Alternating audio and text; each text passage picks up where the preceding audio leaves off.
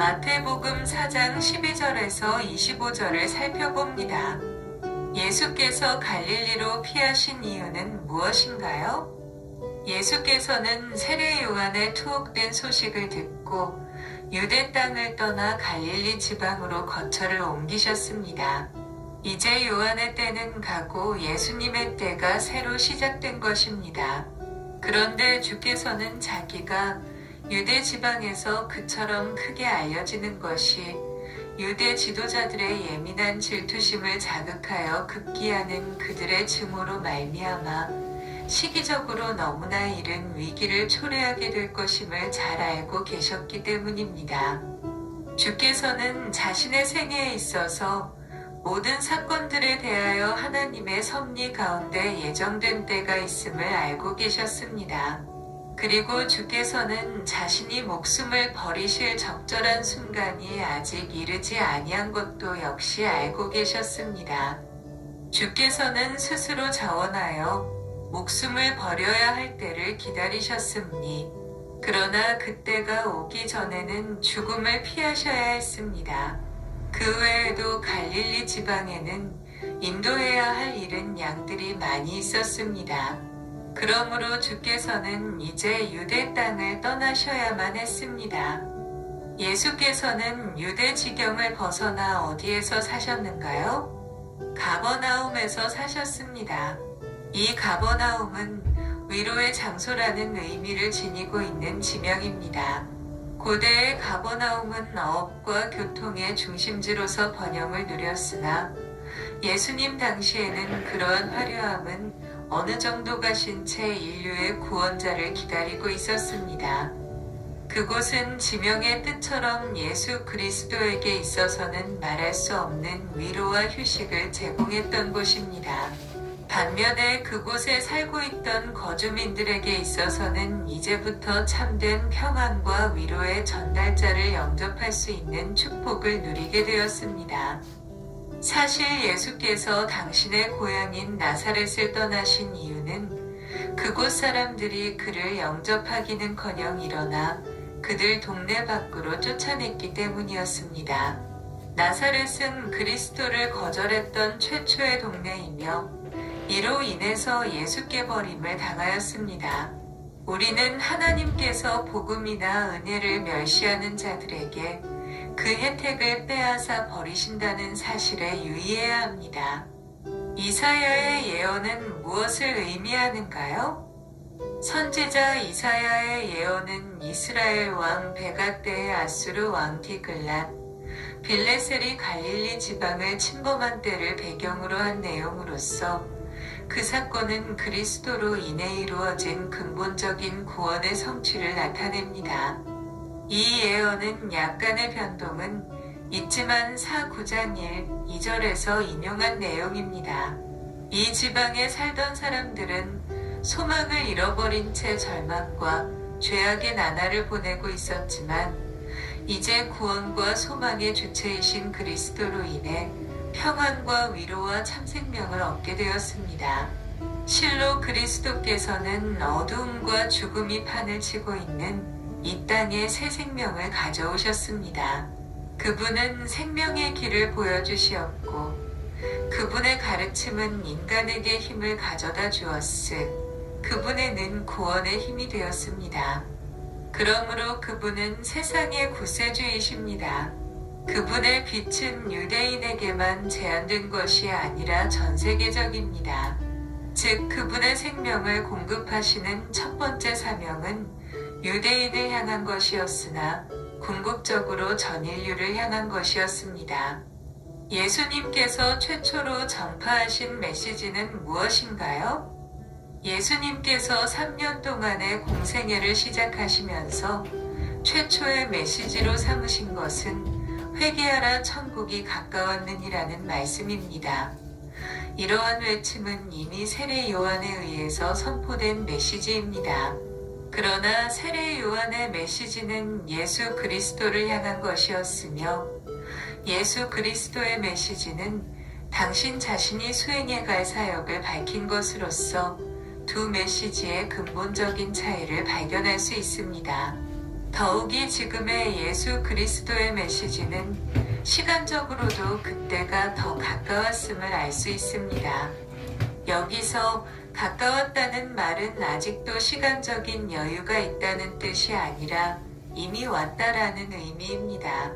즉 하나님의 나라는 아직도 요원한 것이 아니라 예수 그리스도로 말미암아 이 땅 위에 존재하기 시작했다는 말입니다. 그런데 이미 이 땅에 존재하는 천국에 들어가기 위해서 거쳐야 할 관문이 바로 회개입니다. 이 회개는 단순한 눈물이나 슬픔과 같이 감정적인 차원에서 끝나는 자기 반성이 아니라 지나간 시절의 잘못된 가치관과 삶에서 돌이키는 온 인격의 몸부림이어야 합니다. 이는 하나님의 통치를 자신의 삶에 인정하는 한 가지 방법이기도 합니다. 예수님께서는 이러한 자들에게 하나님의 나라를 허락하시며 또한 이런 자들을 통해 당신이 구상하시는 완전한 천국을 건설해 가시는 것입니다.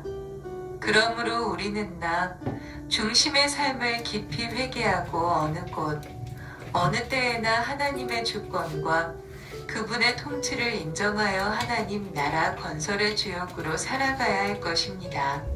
예수께서 처음으로 제자들을 부르신 곳은 어디인가요? 이스라엘 북부 지방에 있는 갈릴리 바다입니다.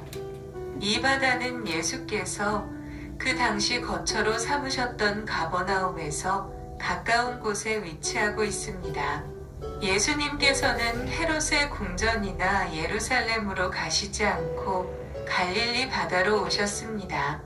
이곳은 인간적인 눈으로 보면 아무런 희망도 쓸만한 인재도 발견할 수 없는 하류 계층의 백성들이 있는 곳이었습니다. 이처럼 우리 주께서는 모든 사람들의 관심이 소외된 곳에도 가시기를 주저하지 않으십니다. 주께서는 그러한 곳이야말로 당신의 사랑과 희생이 더욱 필요한 곳임을 아셨던 것입니다. 그래서 지금도 벌레 같은 우리 죄인들을 찾아오셔서 우리들의 마음 문에서 문 열기를 기다리시는 것입니다. 예수께서 갈릴리에서 부르신 제자들의 신분은 무엇이었는가요? 그들은 모두 어부들이었습니다. 그렇기에 그들은 풍부한 부를 누리지 못하는 소시민들이었으며 사회적으로 어떠한 지위도 확보하지 못한 자들이었습니다. 또한 그들은 무식한 자들이었습니다. 그들은 애굽의 모든 지식을 통달하셨던 모세와 가치책과 문학으로 양육받지 못하였습니다.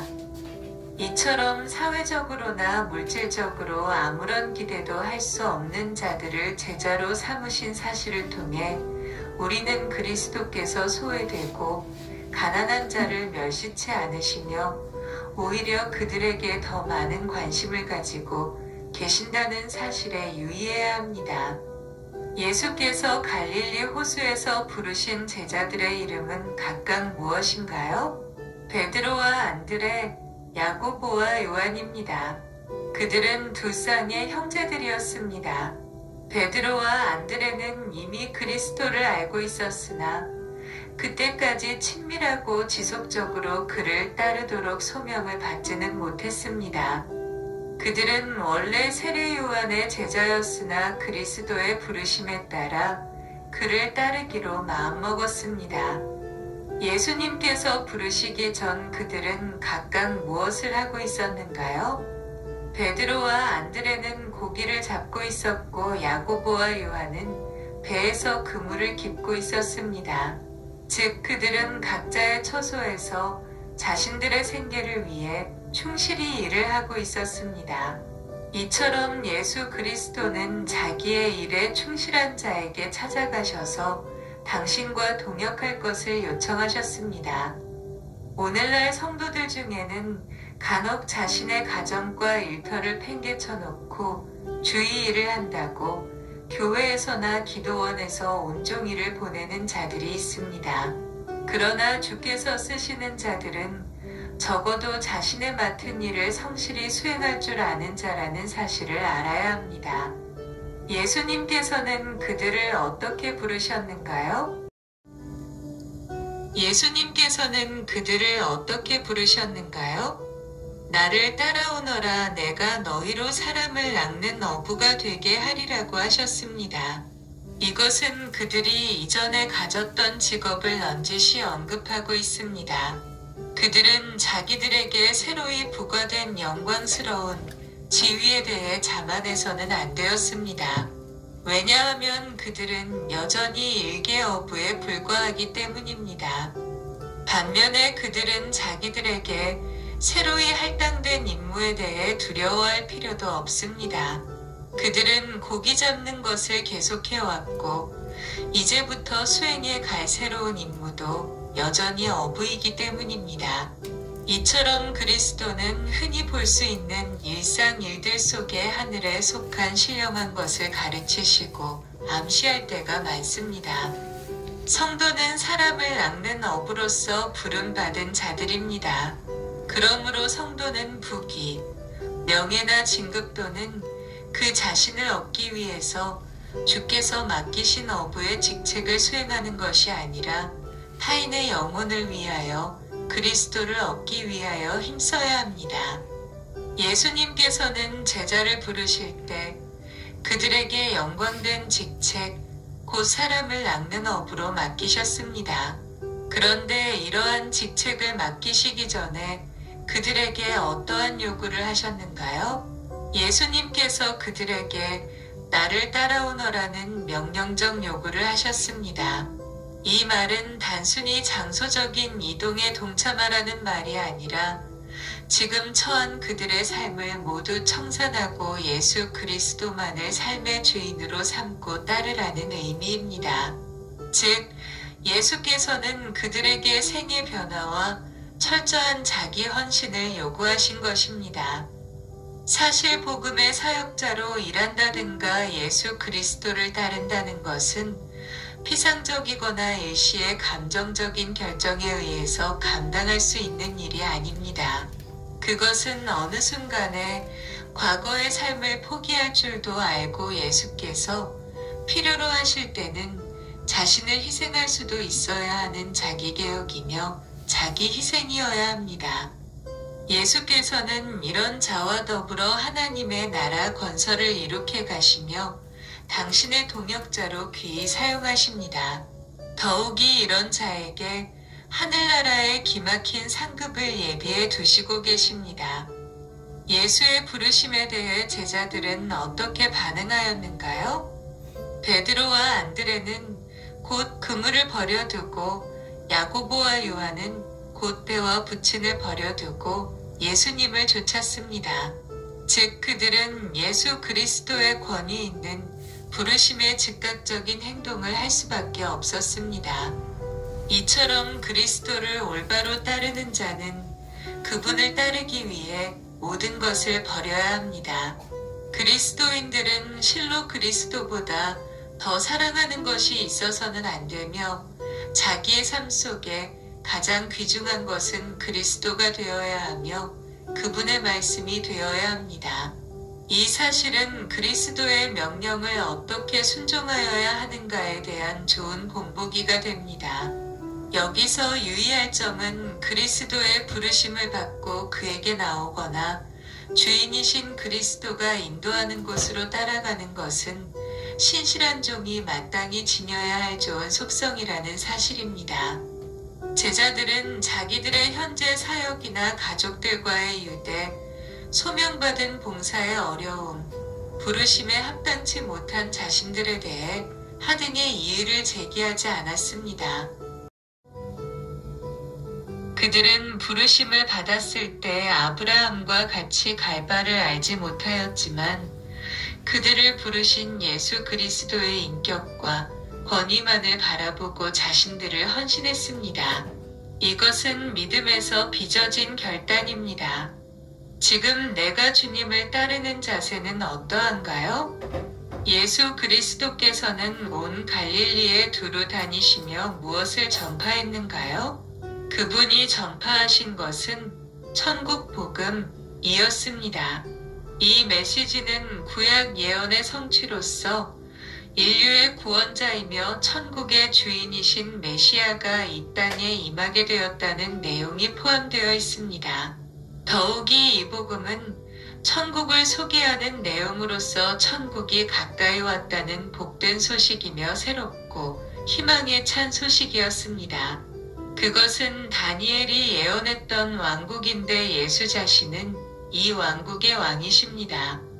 이런 천국 복음에는 반드시 강조되어야 할 몇몇 주제가 있는데 그것은 회개와 의와 어린아이와 같은 마음 등입니다. 그러므로 예수께서 전파하신 것은 정치적 왕국의 설립이 아니라 전쟁과 탐욕과 잔인성으로 물든 세상의 영역을 초월한 평화요, 사랑과 소망과 순결을 가져다주는 복된 소식이었습니다. 예수 그리스도의 병 고치는 이적들은 어떤 의미를 지니고 있는가요? 그것은 세 가지 의미를 지닙니다. 첫째, 그 이적들은 그리스도의 메시지를 확증시켜 줍니다. 둘째, 그리스도는 구약에서 예언하신 참 메시아이심을 보여줍니다.